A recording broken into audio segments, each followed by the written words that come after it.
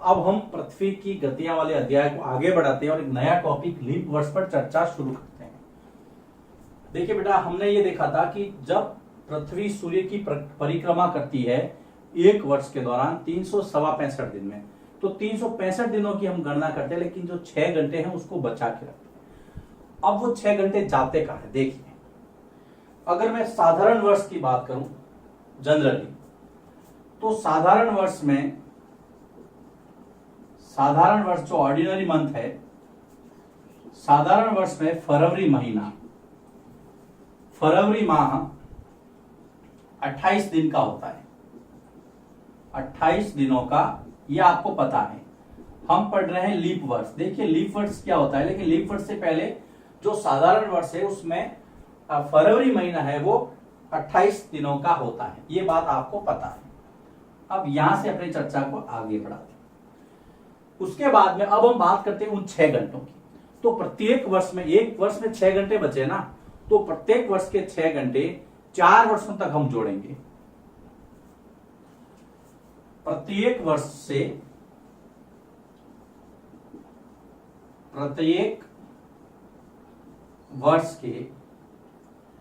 6 घंटे 4 वर्षों तक जोड़ने के बाद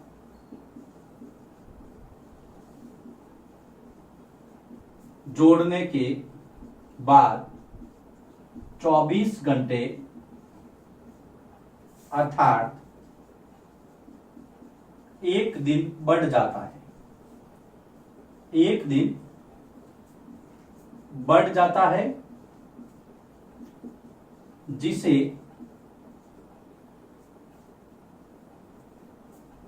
फरवरी माह में 29वें दिन के रूप में जोड़ते हैं। इसलिए आपने देखा होगा हर चौथे वर्ष फरवरी 29 दिनों की होती है। जिसका 29 फरवरी का जन्मदिन होता है वो 4 साल में एक बार मनाता है। और जो लोकल फॉर्मूला है, जिसको आप देसी फॉर्मूला कहते हैं, कि जो वर्ष चल रहा है, मान लीजिए 2020 चल रहा है, तो 2020 में अगर आप 4 का भाग देंगे, अगर पूरा जाता है तो वो लीप ईयर है, नहीं तो नहीं है। तो जो लीप वर्ष है, लीप वर्ष में दिनों की संख्या बढ़ जाएगी 1, तो लीप वर्ष में दिनों की संख्या हो जाएगी 366। यह प्रश्न आता है सीधा कि लीप वर्ष में दिनों की संख्या कितनी होती है? 366, और जो साधारण वर्ष है उसमें होता है 365। यह आपको पता रखना है। फिर से देखिए, 28 दिनों की फरवरी साधारण वर्षों में होती है, लेकिन अगर हम 6 घंटे को 4 सालों तक जोड़ेंगे तो हमें एक दिन प्राप्त हो जाएगा 24 घंटे। लेकिन वो एक दिन रखे कहां?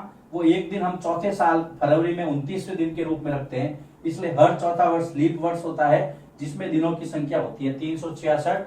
ये यहां पर लीप वर्ष का एक प्रश्न बनता है। अगर बड़ा प्रश्न बनता है तो आपको ये बिंदु लिखने हैं, पहला, दूसरा, बस 2 बिंदु। तीसरा लिख सकते हैं लीप ईयर में दिनों की संख्या 366। ऑब्जेक्टिव में सीधा प्रश्न आता है, साधारण वर्ष में दिनों की संख्या 365, लीप वर्ष में दिनों की संख्या 366। अब हम अगला टॉपिक लेते हैं, जिसका नाम है ऋतु परिवर्तन। सीजन कैसे चेंज होती है? ऋतु परिवर्तन छोटा सा टॉपिक है, इस चैप्टर का लास्ट टॉपिक है। आराम से इसको समझिए। देखिए, सामान्यतः वर्ष को गर्मी, सर्दी, वसंत और शरद 4 ऋतुओं में बांटा गया है। सामान्यतया वर्ष में सर्दी, गर्मी, वसंत और शरद, इन 4 ऋतुओं का प्रभाव माना जाता है। अब ये चारों होती किस वजह से, कैसे इनमें चेंज होता है? तो एक सीधा सा फैक्ट आपको याद रखना है, ऋतुओं में परिवर्तन सूर्य के चारों ओर पृथ्वी की स्थिति में परिवर्तन के कारण होता है।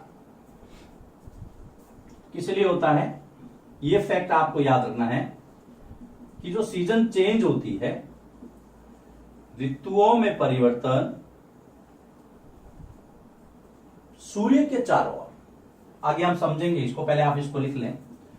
ऋतुओं में परिवर्तन सूर्य के चारों ओर पृथ्वी की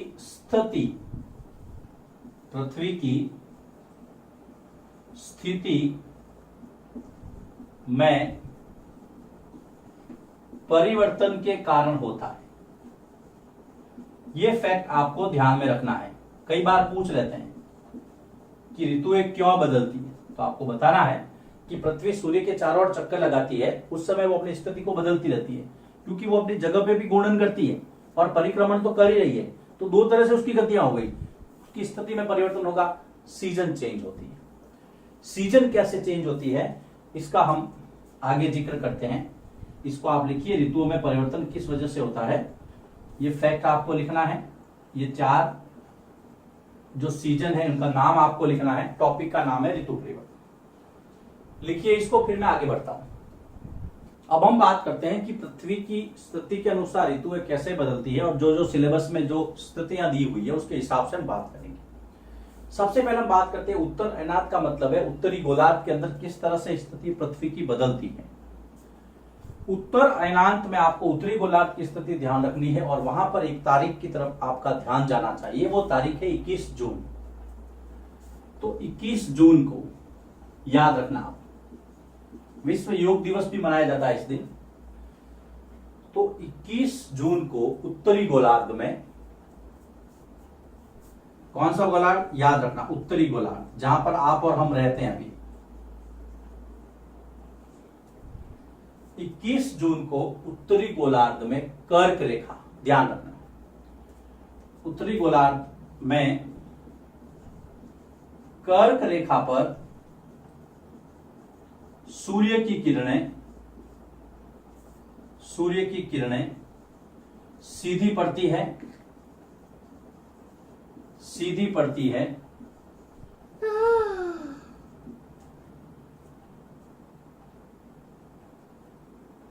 सूर्य की किरणें सीधी पड़ती है, जिससे इस भाग में, उत्तरी गोलार्ध में, जिससे इस भाग में अधिक ऊष्मा प्राप्त होती है। जून का महीना है, ध्यान रख लेना, गर्मी है फुल, उत्तरी गोलार्ध में अधिक ऊष्मा प्राप्त होती है। ये आपको ये फैक्ट ध्यान रखना है। ध्रुवों पर किरणें तिरछी होती जाती हैं। जो ध्रुव है, उत्तर ध्रुव और दक्षिण ध्रुव, ध्रुवों पर सूर्य की किरणें तिरछी होती जाती है। इसका मतलब वहां पर गर्मी कम होती जाती है, तिरछी होती जाती है ध्रुवों पर। लेकिन आपको कर्क रेखा की स्थिति ध्यान में रखनी है। इसका मतलब 21 जून वो दिन है जब उत्तरी गोलार्ध में सबसे लंबा दिन होता है। एक और फैक्ट, 21 जून क्या है, उत्तरी गोलार्ध का सबसे लंबा दिन, उत्तरी गोलार्ध का सबसे लंबा दिन। तो रात छोटी हो जाएगी, और दक्षिणी गोलार्ध में ये छोटा दिन होगा। इस वापिस देख लीजिए, उत्तर अयनात समझना बहुत जरूरी इसको। 21 जून वाले दिन उत्तरी गोलार्ध में कौन सी लोकेशन पे कर्क रेखा, 23.5 डिग्री उत्तर अक्षांश, आपको पता ही है, ग्लोब में पढ़ा है। यह है कर्क रेखा, भारत में 8 राज्यों से गुजरने वाली रेखा। लेकिन यहां पर ग्लोब की बात हो रही है, भारत की नहीं, पृथ्वी की बात हो रही है। यहां पर ये किरणें सीधी पड़ती है, जिससे इस भाग में अधिक ऊष्मा मिलती है। लेकिन जो ध्रुव है, उत्तर ध्रुव और दक्षिण ध्रुव, वहां पर सूर्य की किरणें तिरछी होती जाती है, तो वहां पर बहुत कम गर्मी प्राप्त होती है। इसलिए आपको पता रखना है कि उत्तर गोलार्ध में सबसे बड़ा दिन कौन सा है, 21 जून। यह है आपके उत्तर अयनांत की स्थिति। प्रश्न आता है उत्तर अयनांत से आप क्या समझते हैं, तो आपको यह पैराग्राफ लिखना है। अब हम चित्र पढ़ाते हैं। एक एक लोकेशन में आपको बताऊंगा। ये है आपके सूर्य, ये सूर्य है। पहली स्थिति में लेता हूं 21 जून वाली, ये आपकी पृथ्वी इस तरह से, ये प्रदीप्ति व्रत मैंने आपको बताया था। ये सूर्य की किरणें सीधी पड़ रही है यहां पर। ये 21 जून की स्थिति है। ये है आपके उत्तरी गोलार्ध, ये वाला है दक्षिण गोलार्ध, क्योंकि सूर्य की विपरीत है ना। ये जो स्थिति है वो है 21 जून की, जिसमें आपने कहा है उत्तर अयनात। देखिए ऋतुएं कैसे बदलती, उसका आपको मैं चित्र के माध्यम से बताने का प्रयास कर रहा हूं। ये पहली लोकेशन है, पहली कंडीशन उत्तर अयनात वाली। लिखिए इसको, चित्र वही रहेगा, स्थिति बदलेगी। फिर मैं अगले टॉपिक पे आता हूं, नोट कीजिए इसको। उत्तर अयनात के बाद में हम बात करते हैं दूसरी जो लोकेशन है दक्षिण अयनात की। तो दक्षिण अयनात में आपको चलना है दक्षिण गोलार्ध की तरफ 22 दिसंबर। देखिए दक्षिण अयनात दिन है 22 दिसंबर को दक्षिण गोलार्ध में।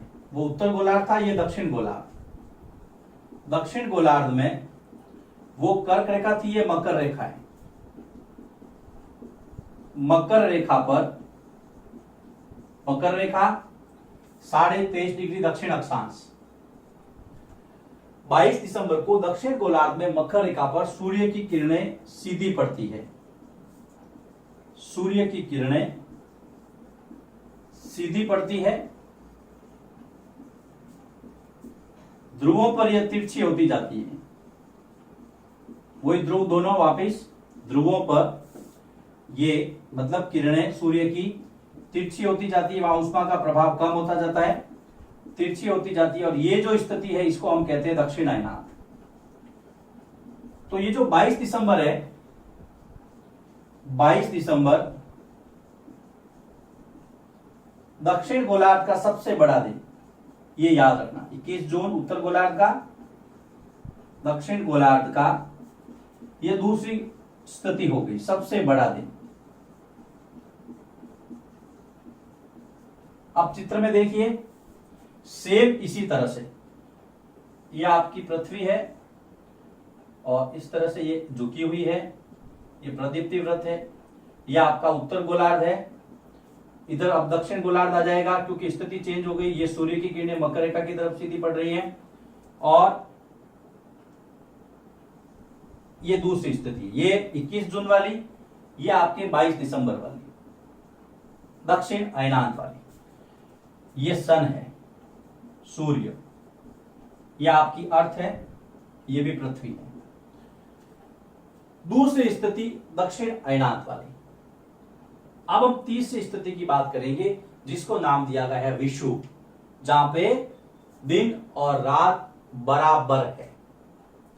लिखिए इसको, फिर मैं आगे बढ़ता हूं। दक्षिण अयनात के बाद में अब आगे की जो स्थिति है उसको नाम दिया गया है विषुव।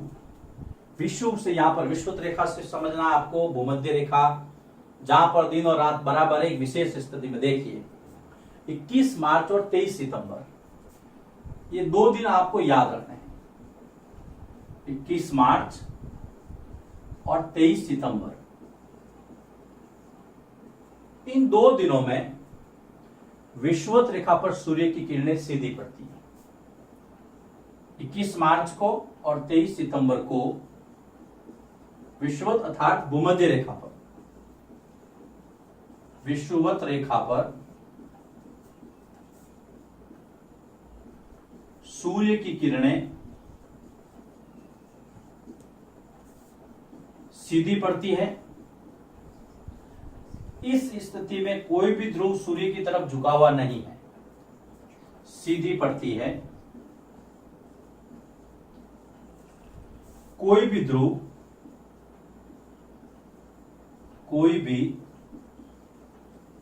ध्रुव सूर्य की तरफ झुका हुआ नहीं होता है, झुका हुआ नहीं होता है। और ये जो दिन है 21 मार्च और 23 सितंबर, पूरी पृथ्वी पर दिन और रात बराबर होते हैं इन दिनों में। पूरी पृथ्वी पर दिन और रात इन दिनों में कैसे होते हैं? बराबर होते हैं। तो ये 4 स्थिति है आपको। 21 जून वाली उत्तर गोलार्ध में सबसे बड़ा दिन, 22 दिसंबर दक्षिण गोलार्ध में सबसे बड़ा दिन, लेकिन 21 मार्च और 23 सितंबर दिन और रात बराबर। अब इसकी स्थिति देखिए, पहले 21 मार्च वाली ले लेते हैं। ये वाली है, ये आपकी अर्थ है। फिर आपके ये है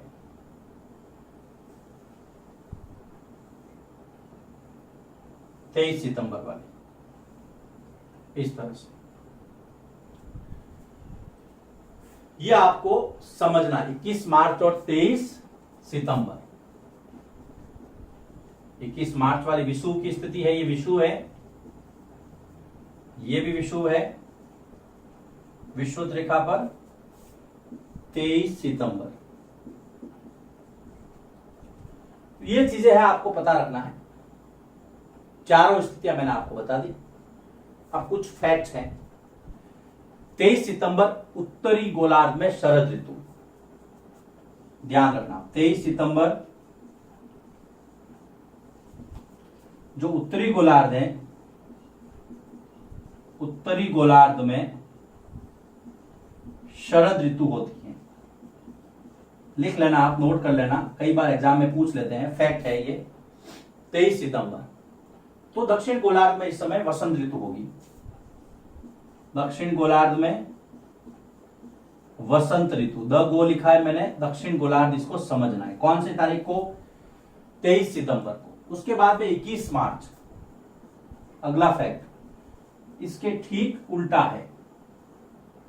21 मार्च वाली जो स्थिति है, उत्तरी गोलार्ध में वसंत ऋतु होगी, उत्तरी गोलार्ध वसंत ऋतु,